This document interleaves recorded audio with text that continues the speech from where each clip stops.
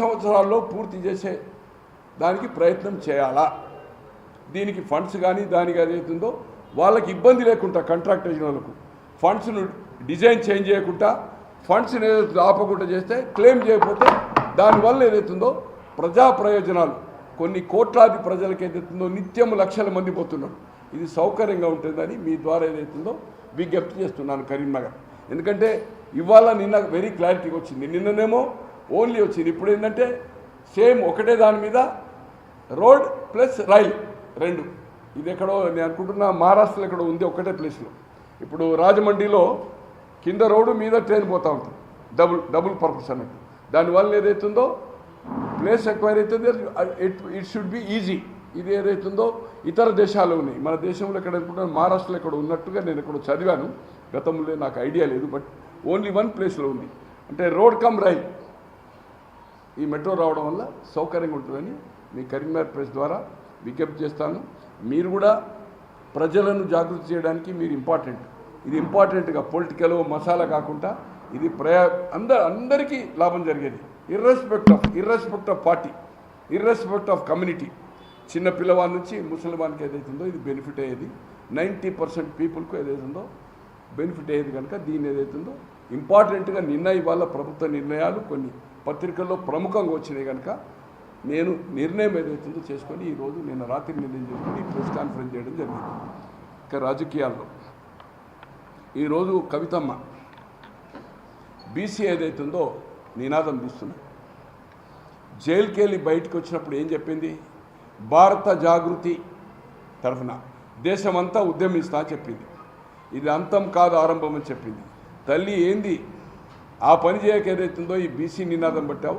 మీ అప్పుడు 32 నుంచి 23% చేశారు.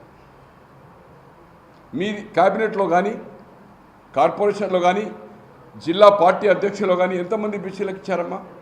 మీరు 2014లో దేశంలో ఎక్కడా లేనంత ప్రతి ఇంటికి, అంటే సింగపూర్లో ఉన్నోడు, దుబాయ్లో ఉన్నోడు, అమెరికాలో ఉన్నోడు ఆ రోజు నమోదు చేసుకోకపోతే వివరాలు మమ్మల్ని ఈ తెలంగాణ కింద గుర్తింపబడమంత ప్రచారం ఇస్తే ఉరుగుల పరుగుల మీద స్పెషల్ ఫ్లైట్లు వేసుకొని వచ్చిన వాళ్ళు.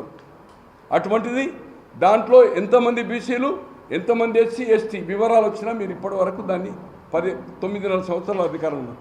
ఈరోజు అధికారం పోయిన తర్వాత దళితులు ముఖ్యమంత్రి చేయలే, ఓకే, దళితులు 18%, 6 ఎస్టీ, 24%. క్యాబినెట్లు ఎంతమంది అమ్మా?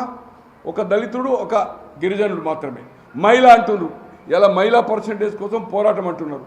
మొదటి క్యాబినెట్లో 2014 నుంచి 2018 వరకు క్యాబినెట్లో ఎవరు మహిళ లేరు. రెండోసారి 1.5 ఇయర్ తర్వాత ఎవరు ఇద్దరు మహిళా మంత్రులు అయినట్టే, ఇద్దరు ఆయారాం గాయారాం, ఒకరు సబిత గారు, ఇంకో ఆమె మన వరంగల్ ఉంది కదా లేడీ ఎమ్మెల్సీ టీడీపీ నుంచి, ఈమె కాంగ్రెస్ నుంచి. అంటే మీరు ఉన్నప్పుడు ఏదైతుందో అధికారము వెల్మ, నేను వెల్మని అనుకోండి, 4 ప్రాతినిధ్యం ఇచ్చారు. 4, 18 మందిలో 4 పర్సంటేజ్ ఎంతమ్మా? మరి ఇలా 52% బీసీ అంటున్నావు.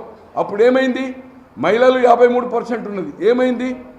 దళితులు ఏదైతుందో ఎమ్మెల్యేలు ఎలక్ట్ అయ్యి 18%, 6% ట్రైబల్ అయింది, వాళ్ళకు ప్రాతినిధ్యం ఇవ్వలే.